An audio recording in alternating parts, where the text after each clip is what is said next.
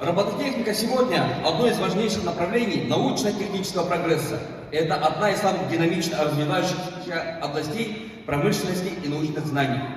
За последние годы успехи в робототехнике и автоматизированных системах изменили многие сферы нашей жизни.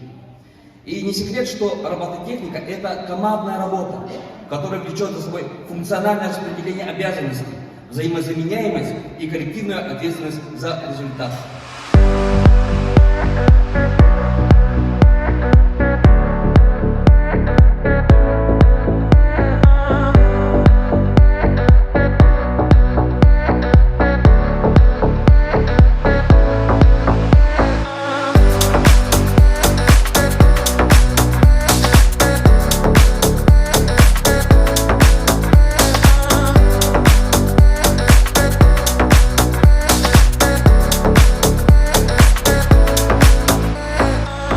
Международный чемпионат робототехника күрәгәне тахҗабыт солнышка ого хуяна манна ресурсный центр боламмыт Smart Education ден республикатагы робототехника оголор центрдарын катары теңге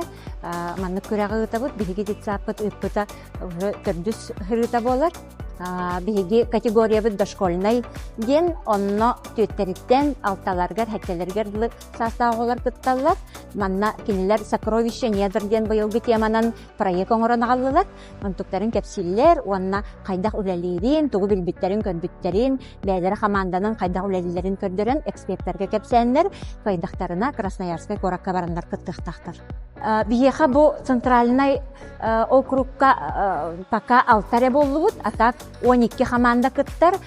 биллер причиналарынан безопасность институтунан хорок командаларга көңүл бербетилер энеген аннар кинилер заочно кыттар кыттактар кинилер эме барларын көрөллөр